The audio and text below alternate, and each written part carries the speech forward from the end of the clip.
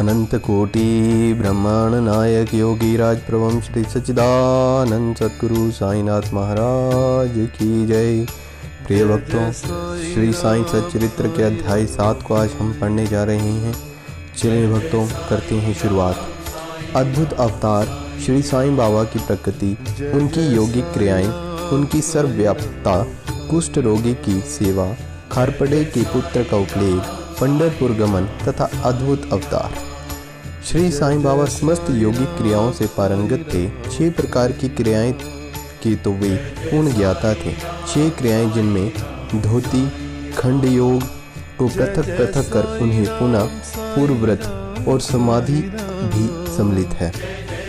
यदि कहा जाए कि वे हिंदू थे तो आकृति से वे यवन से प्रतीत होते थे। कोई भी यह निश्चय पूर्वक नहीं कह सकता था कि वे हिंदू थे या यवन। वे हिंदुओं का रामनवमी उत्सव यथाविधि मनाते थे और साथ ही मुसलमानों का चंदोत्सव भी। वे उत्सव में कुश्ती को प्रोत्साहन तथा विजेताओं को पर्याप्त पुरस्कार देते थे। गोकुल अष्टमी को भी गोपाल काला उत्सव भी बड़ी धूमधाम से मनाते थे। ईद के दिन वे मुसलमानों को मस्जिद में नमाज पढ़ने के लिए आमंत्रित किया करते थे। एक समय मुहर्रम में मुसलमानों ने मस्जिद में ताजिए बनाने तथा कुछ दिन वहां रहकर फिर जुलूस बनाकर गांव से निकालने का कार्यक्रम रचा। श्री साईं बाबा ने केवल 4 दिन ताजियों को वहां रखने दिया और बिना किसी राग द्वेष के 5वें दिन वहां से हटवा दिया। यदि कहें कि वे यवन थे तो उनके कान छिदे हुए थे, और यदि कहें कि वे हिंदू थे तो वे सुनता कराने के पक्ष में भी थे। श्री नाना साहिब चंदोरकर, जिन्होंने उनको बहुत ही समीप से देखा था, उन्होंने बतलाया था कि उनकी सुन्नत नहीं हुई थी। श्री साईं लीला पत्रिका श्री बी वही देव द्वारा लिखित शीर्षक बाबा यवन है कि हिंदू, पृष्ठ 562 को देखिए। यदि कोई उन्हें हिंदू घोषित करे तो वे सदा मस्जिद में निवास करते थे, और यदि यवन कहें तो वे सदा वहां धूनी प्रज्वलित रखते थे तथा अन्य कर्म जो इस्लाम धर्म के विरुद्ध है, जैसे कि चक्की पीसना, शंख, घंटानाद, होम आदि कर्म करना, अन्नदान, अर्घ्य द्वारा पूजन आदि सदैव वहां चलते रहते थे। यदि कोई कहे कि वे यवन थे तो कुलीन ब्राह्मण तथा अग्निहोत्री भी अपने नियमों का उल्लंघन कर सदा उनको साक्षात नमन किया करते थे। जो उनके स्वदेश का पता लगाने गए, उन्हें अपना प्रश्न ही विस्मृत हो गया और वे उनके दर्शन मात्र से मोहित हो गए।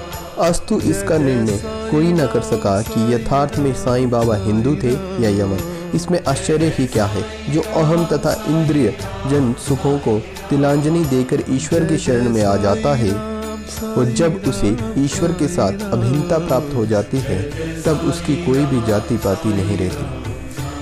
इसी कोटि में श्री साईं बाबा भी थे। वे जाति और प्राणियों में किंचित मात्र भी भेदभाव नहीं करते थे। फकीरों के साथ वे आमिष तथा मछली का सेवन भी कर लेते थे। कुत्ते भी उनके भोजन पात्र में मुंह डालकर स्वतंत्रता पूर्वक खाते थे, परंतु उन्होंने कभी भी कोई आपत्ति नहीं की। ऐसा अपूर्व तथा अद्भुत श्री साईं बाबा का अवतार था। गत जन्मों के शुभ संस्कारों के परिणाम स्वरूप मुझे भी उनके श्री चरणों के समीप बैठने, उनका सत्संग लाभ उठाने का सौभाग्य प्राप्त हुआ। मुझे जिस आनंद व सुख का अनुभव हुआ, उसका वर्णन मैं किस प्रकार कर सकता हूँ। यथार्थ में बाबा अखंड सच्चिदानंद थे। उनकी महानता तथा अद्वितीयता का बयान कौन कर सकता है। जिसने उनके श्री चरण कमलों की शरण ली, उसे साक्षात्कार ही प्राप्ति हुई। अनेक सन्यासी तथा साधक और मुमुक्षुजन भी श्री साईं बाबा के पास आया करते थे। बाबा भी सदैव उनके पास चलते फिरते, उठते बैठते, उनसे वार्तालाप कर उनका चितरंजन किया करते थे। अल्लाह मालिक उनके सदैव ओंठों पे रहता था। वे कभी भी विवाद में तथा मतभेद में नहीं पड़ते और सदा शांत तथा स्थिर रहते थे, परंतु कभी कभी वे क्रोधित भी हो जाया करते थे। वे सदैव ही वेदांत की शिक्षा दिया करते थे। कोई भी अंत तक न जा सका श्री साईं बाबा वास्तव में कौन थे। अमीर और गरीब दोनों उनके लिए एक समान थे। वे लोगों के गोह व्यापार को पूर्णतः जानते थे, और जब वे रहस्य प्रकट करते तो सब विस्मित हो जाया करते थे। स्वयं ज्ञानात्वार होकर भी वे सदैव अज्ञानता का प्रदर्शन किया करते थे। उन्हें आदर सत्कार से सदैव अरुचि थी। इसी प्रकार का श्री साईं बाबा का वैशिष्ट्य था। थे तो वे शरीरधारी, परंतु कर्मों से उनकी ईश्वरीयता स्पष्ट झलकती है। शिरडी के सकल नर नारी उन्हें परब्रह्म ही मानते थे। चलिए भक्तों, आप देखते हैं बाबा की प्रकृति। मैं मूर्ख जो हूँ, श्री साईं बाबा की अद्भुत लीलाओं का वर्णन नहीं कर सकता।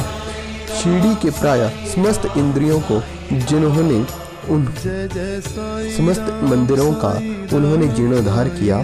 श्री तात्या पाटिल के द्वारा शनि, गणपति, शंकर, पार्वती, ग्राम्य देवता, हनुमान जी आदि के मंदिर ठीक करवाए गए। उनका दान भी विलक्षण था। दक्षिणा के रूप में जो धन एकत्रित होता था, उसमें से वे किसी को 20 रुपये, किसी को 15 रुपये, तो किसी को 50 रुपये इस प्रकार प्रतिदिन स्वच्छता पूर्वक वितरित कर दिया करते थे।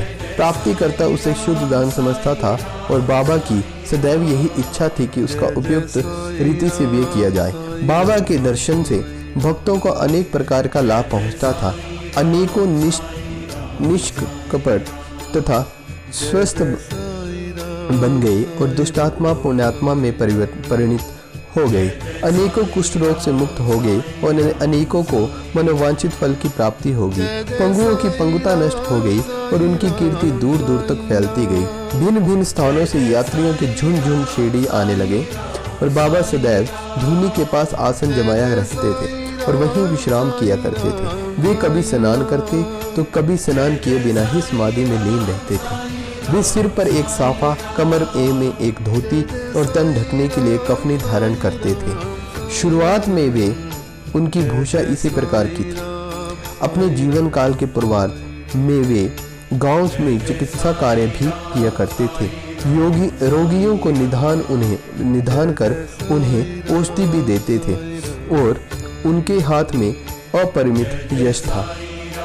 इस कारण से वे अल्पकाल में ही योग्य चिकित्सक विख्यात हो गए। यहाँ केवल एक ही घटना का उल्लेख किया जाता है जो बड़ी ही विचित्र सी है। विलक्षण नेत्र चिकित्सा।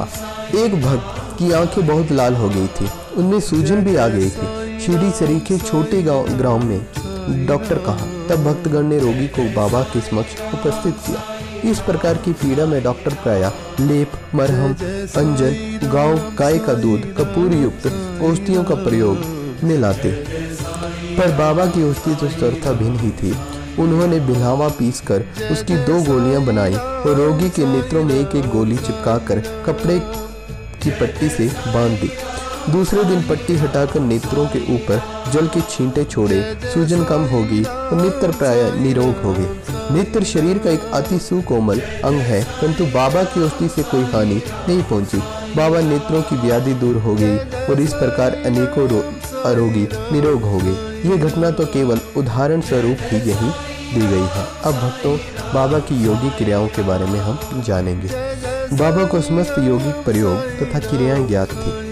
उनमें से केवल 2 का ही उल्लेख यहाँ किया जाता है। पहली, धोती क्रिया, आंतें स्वच्छ करने की क्रिया।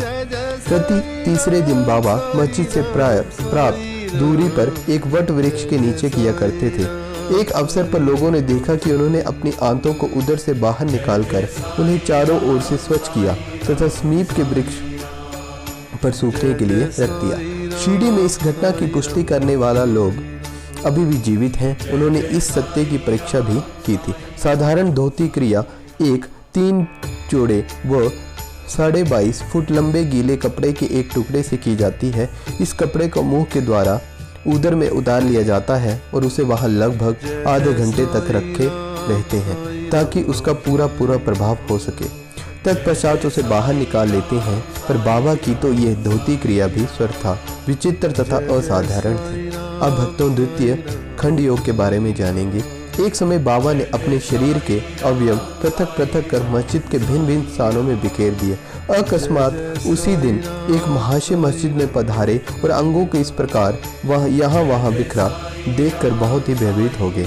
पहले उनकी इच्छा हुई कि ग्राम अधिकारियों को ये सूचना देनी चाहिए कि किसी ने बाबा का खून कर दिया है तथा उनके टुकड़े टुकड़े कर दिए हैं, परंतु सूचना देने वाला पहले ही पकड़ा जाता है, ये सोचकर वे मौन रहे। दूसरे दिन जब वे मस्जिद गए तो बाबा को पूर्ववत हृष्ट पुष्ट और स्वस्थ देखकर उन्हें बड़ा ही विस्मय हुआ। उन्हें ऐसा लगा कि पिछले दिन जो दृश्य उन्होंने देखा था वह कहीं स्वप्न तो नहीं था। बाबा बाल्यकाल से ही योगी क्रियाएं किया करते थे और उन्हें जो अवस्था प्राप्त हो चुकी थी उसका सत्य ज्ञान किसी को भी न था। चिकित्सा के नाम पे उन्होंने कभी भी किसी से एक पैसा भी स्वीकार नहीं किया। अपने उत्तम लोकप्रिय गुणों के कारण उनकी कीर्ति दूर दूर तक फैल गई। उन्होंने अनेक निर्धनों रोगियों को स्वास्थ्य प्रदान किया।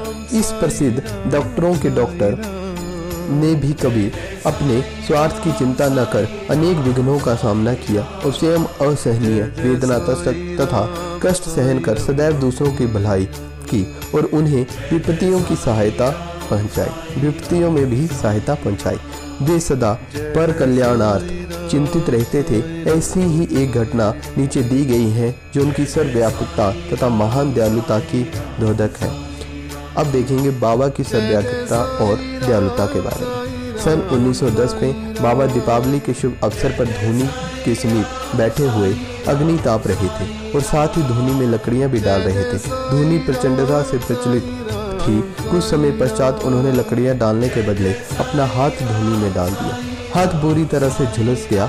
नौकर माधव और माधवराव देशपांडे ने बाबा को धूनी से हाथ डालते देखकर तुरंत दौड़कर उन्हें बलपूर्वक पीछे खींचा। माधवराव ने बाबा से कहा, देवा आपने ऐसा क्यों किया? बाबा सावधान होकर कहने लगे, यहाँ से कुछ दूरी पर एक लोहारिन जब भट्टी धोक रही थी तो उसी समय उसके पति ने उसे बुलाया। कमर पर बैठे हुए शिशु का ध्यान छोड़कर वे शीघ्रता से वहां दौड़ गई। अभाग्यवश शिशु फिसल कर भट्टी में गिर पड़ा। मैंने तुरंत भट्टी में हाथ डालकर शिशु के प्राण बचा लिए हैं और मुझे अपना हाथ जल जाने का कोई भी दुख नहीं, परंतु मुझे संतोष है कि एक मासूम शिशु के प्राण बच गए। कुष्ठ रोगी की सेवा। माधवराव देशपांडे के द्वारा बाबा का हाथ जल जाने का समाचार पाकर श्री नाना साहेब चांदोरकर बम्बई के सुप्रसिद्ध डॉक्टर श्री परमानंद के साथ दवाइयाँ, लेप, लिंट, मरहम, पट्टियाँ आदि साथ लेकर शीघ्रता से शिरडी आए। उन्होंने बाबा से डॉक्टर परमानंद को हाथ की जांच करने और जले हुए स्थान में दवा लगाने की अनुमति मांगी। ये प्रार्थना अस्वीकृत हो गई। हाथ जल जाने के पश्चात एक कुष्ठ रोग पीड़ित भक्त भागोजी शिंदे उनके हाथ पर सदैव पट्टी बांधते थे। उनका कार्य प्रतिदिन जले हुए स्थान पर घी मलना तथा उसके ऊपर एक पत्ता रखकर पट्टियों से उसे पुनः पूर्ववत कसकर बांध देना। घाव शीघ्र ही भर गए। इसके लिए नाना साहेब चांदोरकर ने पट्टी छोड़ने और परमानंद से जांच तथा चिकित्सा कराने का बाबा से बार बार अनुरोध किया। डॉक्टर परमानंद ने भी अनेक बार प्रार्थना की, परंतु बाबा ने यह कहकर टाल दिया कि ये तो केवल अल्लाह ही मेरा डॉक्टर है। उन्होंने हाथ का परीक्षण करवाना अस्वीकार कर दिया। डॉक्टर परमानंद की दवाइयाँ शिरडी के वायुमंडल में न खुल सकी, न ही उनका उपयोग हो सका। फिर भी श्री डॉक्टर साहेब का परम भाग्य था जो उन्हें बाबा के दर्शन का लाभ हुआ। भागोजी को दवा लगाने की अनुमति मिल गई। कुछ दिनों के उपरांत जब गांव भर गया तब सब भक्त सुखी हो गए, परंतु प्रतिदिन प्रातःकाल घृत से हाथ की मालिश और पुनः कसकर पट्टी बांधना श्री साईं बाबा की समाधि पर्यंत यह क्रम इसी प्रकार चलता रहा। श्री साईं बाबा सदृश पूर्ण सिद्ध को यथार्थ में इस चिकित्सा की कोई भी आवश्यकता नहीं थी, परंतु भक्तों के प्रेमवश उन्होंने भागोजी की ये सेवा निर्विघ्न स्वीकार कर ली। जब बाबा लेंडी को जाते तो बागोजी छाता लेकर उनके साथ ही जाते थे। प्रतिदिन प्रातःकाल जब बाबा धूनी के पास आसन पर विराजते तो भागोजी वहां पहले से ही उपस्थित रहकर अपना कार्य शुरू कर देते थे।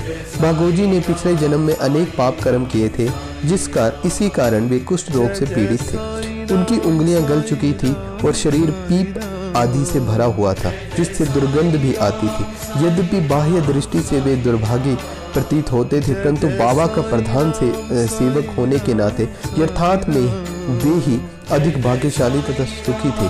उन्हें बाबा के सानिध्य का पूर्ण लाभ प्राप्त हुआ था। अब भक्तों, बालक खारपेटे के प्लेग के बारे में हम जानेंगे।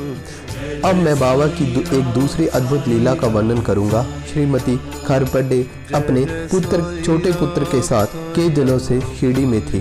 पुत्र ज्वर से पीड़ित था। पश्चात उसके बाबा की गिल्टी तत्पश्चात उसे प्लेग की गिल्टी भी निकल आई। श्रीमती कारपेंटर भयभीत हो गई और घबराने लगी तथा अमरावती लौट जाने का विचार करने लगी। संध्या समय जब बाबा वायु सेवन के लिए बाड़े के पास गए तब उन्होंने उनसे लौटने की अनुमति मांगी तथा कंपित स्वर में वे कहने लगी कि मेरे प्रिय पुत्र प्लेग से ग्रस्त हो गया है, अतः अब मैं घर लौटना चाहती हूँ। प्रेम पूर्वक उनका समाधान करते हुए बाबा ने कहा कि आकाश में बहुत बादल छाए हुए हैं, उनके हटते ही आकाश पूर्णतः स्वच्छ हो जाएगा।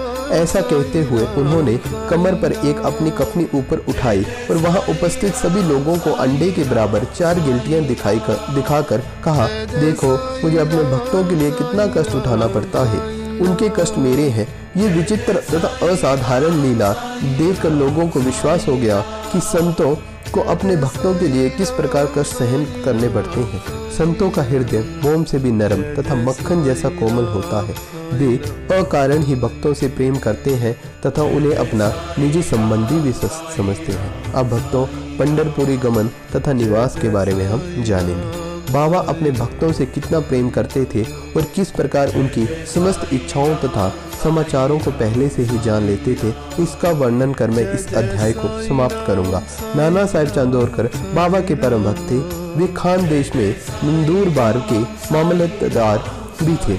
उनका पंढरपुर को तबादला हो गया और श्री साईं बाबा की भक्ति उन्हें फलदायी होगी, क्योंकि उन्हें पंढरपुर जो भुवे को सदृश ही समझा जाता था, उसमें उन रहने का अवसर प्राप्त हो गया। नाना साहेब को शीघ्र ही कार्यभार संभालना था, इसलिए वे किसी को पूर्व पत्र या सूचना दिए बिना ही शीघ्रता से शिरडी को रवाना हो गए।